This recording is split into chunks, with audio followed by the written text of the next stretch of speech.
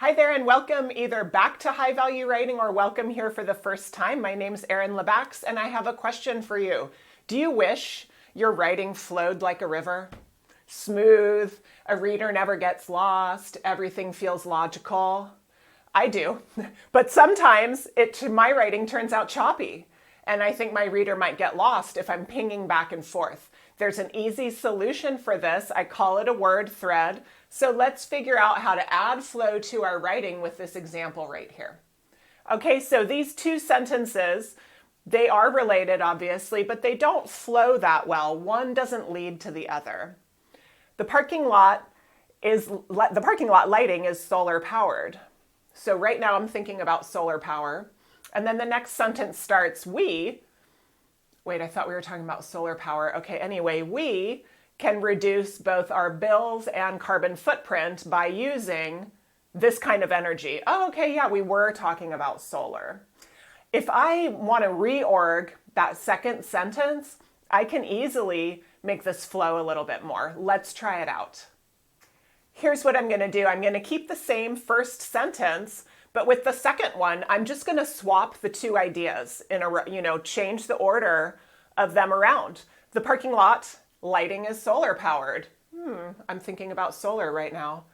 By powering with solar, oh yeah, solar, that's what we were talking about. We can reduce our bills and carbon footprint. So what we see here is exactly what a reader wants, where when they get to a new sentence, it's already meeting them where their mind is at. It doesn't feel like it bounces around. I finished that first sentence with solar power on my mind.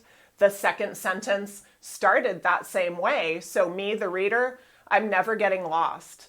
I call this a word thread. We're threading, connecting the two sentences, in this case, with the concept of solar power. And you can see how just by reorganizing the second sentence, I make sure it begins with the same concept from the previous sentence, thinking, well, that's where my reader's brain is right now. I want to meet them where they're at. I don't want to be confusing.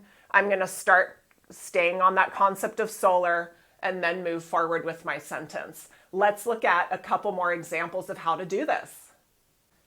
All right, let's try another example and look at the process a little more closely, and then I'm going to give you an example to try yourself. Here we have organizations using renewable energy may qualify for incentive programs. They can apply for grants or for energy credits at either the state or federal level. My concern here is that the word they, the reader might think at first, they refers to the programs. We literally ended a sentence, you're going to qualify for programs. They, I'm maybe thinking of the programs, but actually the they referred to the organizations. So this is the issue when we're choppy. A person's brain might be like, whoa, I thought we were talking about programs, but now I'm trying to remember who the people were. Instead, we can just switch the order. Organizations using renewable energy may qualify for incentive programs. Possible incentives include grants and energy credits. So you can see it's not too hard to do. The key here is at the end of the first sentence, think, all right, where is my reader's brain right now? They're thinking about incentive programs. It would be disturbing to their thought process to just pop out with a different topic right then. So I want to start my second sentence exactly where the reader's brain already was. And that's all you have to do here with these word threads. Figure out where we ended, start the next sentence in the same place, and then move to one more topic in that sentence. Okay, so I'm going to give you one to try on your own. Oh, right, you can try this one and then you can pause me if you want to, and then I'll give an example of how I might revise it. So right now we have these two sentences that go together topically, but there's an interruption there. The flow isn't quite there. The applicant has 10 years of HR experience. She will bring valuable new perspectives to our team because of this background.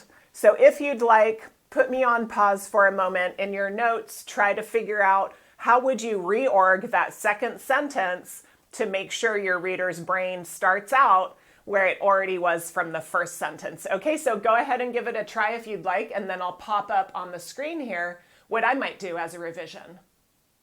All right, so here it is, and I'll bet it looks a lot like what you did if you tried this out. The applicant has 10 years of HR experience based on this background. Oh yeah, the background I was just thinking about.